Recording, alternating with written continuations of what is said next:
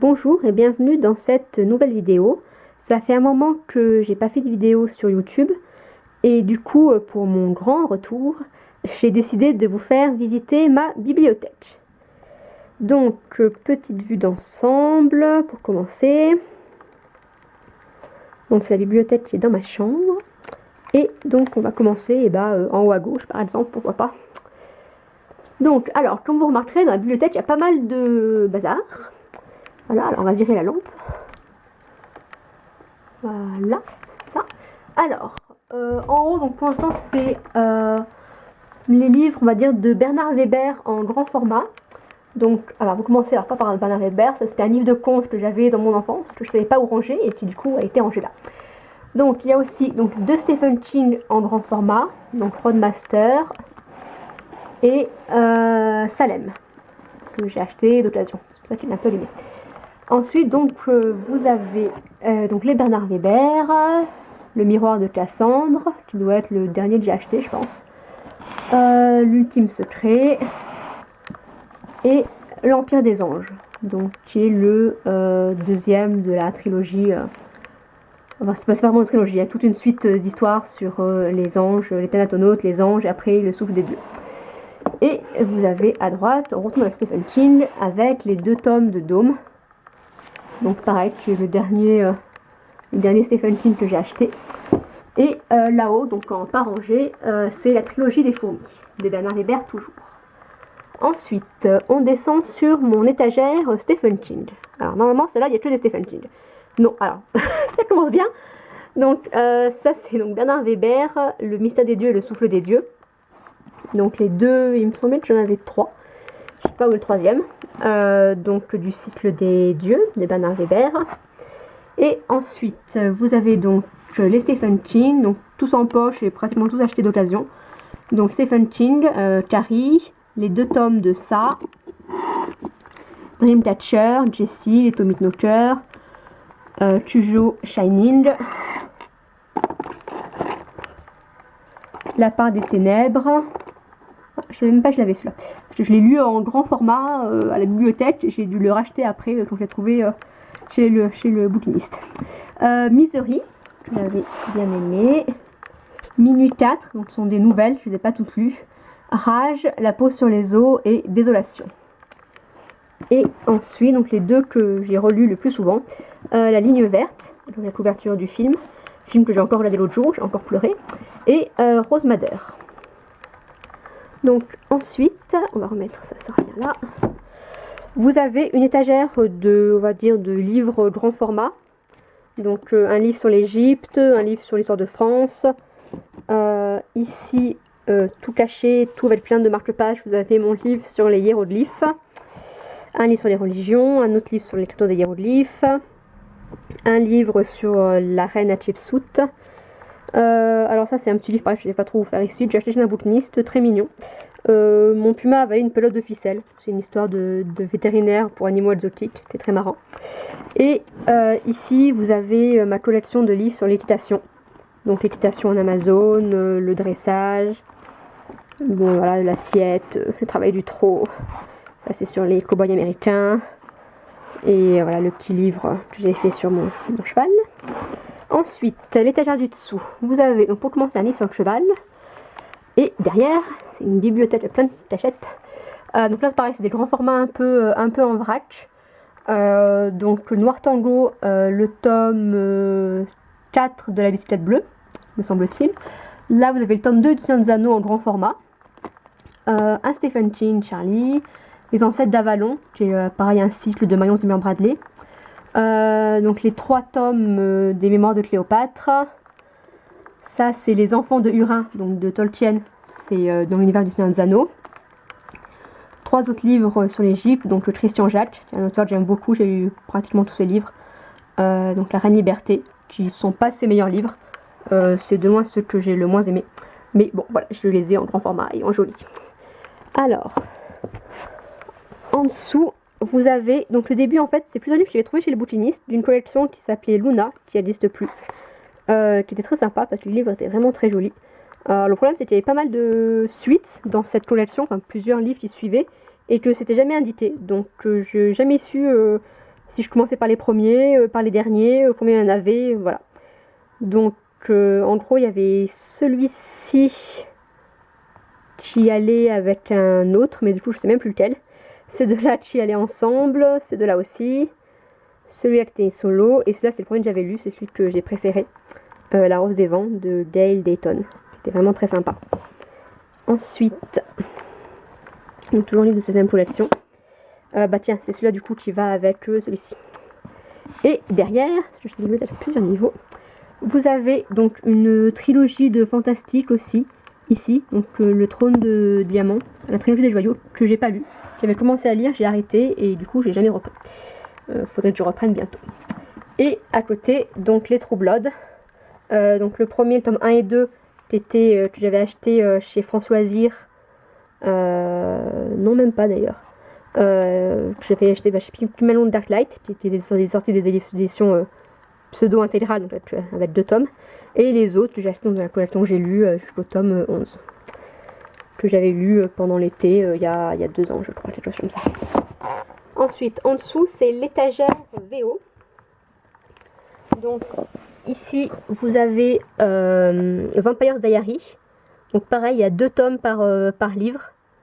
Donc, je sais plus, c'est 1 et 2, 3, 4, 5, 6, 7, 8. Quelque chose comme ça. Donc, j'ai lu les 2 premiers livres. Il me reste 1 et demi à lire. Je vais arrêter au milieu aussi. Et donc, ici, vous avez donc, le Walter Hamilton, c'est Anita Blake. Donc, j'ai lu les 10 premiers en français et les 1, 2, 3, 4, 5, 6, 7, 8, 9, 9, 10, parce que j'en ai encore un autre en suivant en anglais. Donc, contrairement voilà, aux livres en français, c'est vrai que c'est chez Milady et j'arrive à montrer. Et ces livres sont très sympas. En anglais, les couvertures sont nettement moins cool. Je ne sais pas si vous voyez. Voilà. Alors bon, je les avais achetés en anglais parce qu'à l'époque, ils n'étaient pas encore chez Milady. Mais voilà, c'est vrai que ils sont quand même nettement moins jolis.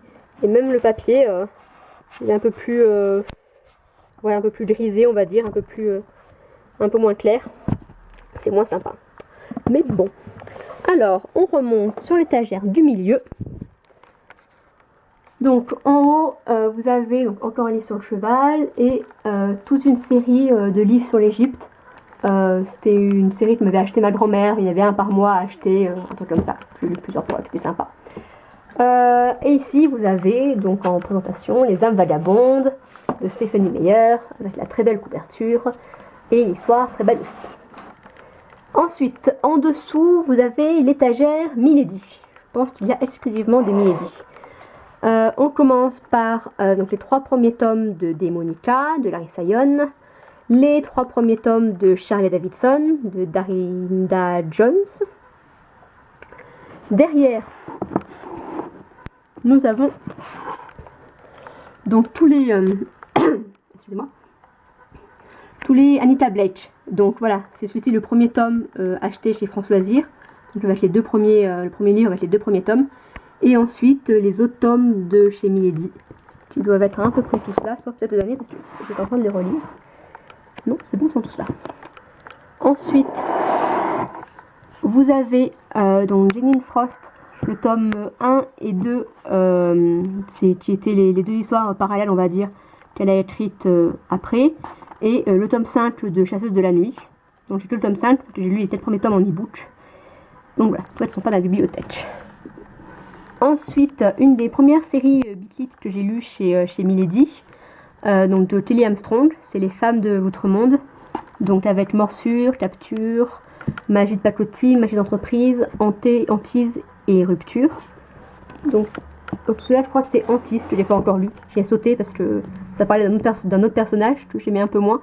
Donc du coup, j'ai lu et hop là, j'ai sauté, c'est pour arriver à celui-là. Mais je vais le lire bientôt. Et ensuite, vous avez donc Mary Janice Davidson, Vampire et. Donc Vampire et célibataire, Vampire et fauché, allez la suite. Ce sont une petite série de moitié bitlit, moitié chiclit. Très sympa, qui se lit très vite et qui est mignonne. Et ici, donc les 2 premiers tomes de Meryl Gentry, qui est l'autre série de Laurel K. Hamilton, que j'ai commencé et que j'ai pas fini, mais que je continuerai sûrement bientôt. Alors, ensuite, on passe à l'étagère décorée jolis livres. Donc ici, vous avez plusieurs livres sur les légendes, les fées, les dragons, des choses comme ça. Voilà, des livres principalement qu'on m'a offert. Celui-ci notamment, que copie de mon frère pour un anniversaire. Très mignon. Ensuite, vous avez mon cadeau d'anniversaire de cette année. Donc c'est Notre-Dame de Paris, illustré par Benjamin Lacombe. Donc, je ne sais pas si je vais vous montrer, il y a les deux tomes dans le coffret. Qui est voilà, donc très joli. Je me suis dit que ça motiverait peut-être à lire le texte de Victor Hugo. Pour l'instant, j'ai dû lire 2 chapitres, même pas. Mais ça va venir, je ne désespère pas. Ensuite, vous avez plein de petites fées. D'autres livres un peu... donc ici, c'est un livre de recettes féeriques. Qui est très... Voilà, que j'ai acheté surtout pour la couverture et pour l'aspect pour l'objet livre en lui-même. Qui est très joli à l'intérieur aussi, mais les recettes sont un peu compliquées parce qu'il faut cueillir des herbes dans la forêt. C'est pas évident. Quadruple assassinat dans la rue de la Morgue de Cécile Duterne. Qui est un tout petit livre, mais que j'avais beaucoup aimé. Il me semble qu'il y aura une suite, parce que c'est une conflit anonyme tome 1, donc je suppose qu'il va y avoir un tome 2. Mais voilà, j'attends le tome 2 avec impatience. Ensuite, vous avez donc Night School, de C.J. Doberty. Bon, je ne vous présente plus, je crois que tout le monde connaît. Miss Peregrine et les enfants particuliers. C'était un petit livre sympa, très jeunesse, on va dire, qui reprend le concept de l'orphelinat hanté. Mais voilà, jeunesse, mais très sympa. Et pareil, très joli livre, la couverture et l'intérieur aussi est rempli de photos. C'est très sympa. Alors, ensuite, ici, vous avez plusieurs livres. Alors, d'abord, vous avez Twilight. Alors, celui-là, il est particulier parce que, je ne sais pas déjà si vous voyez le titre et à l'intérieur. J'ai récemment fait un voyage en Mongolie et je voulais me ramener un souvenir, donc j'ai ramené Twilight, écrit en mongol. Donc, je comprends rien, hein, on est bien d'accord. Mais voilà, je trouvais l'idée sympa, je vais essayer de me ramener des livres de mes voyages. Et voilà, donc si vous voulez voir comment on dit Stephenie Meyer en mongol, c'est comme ça.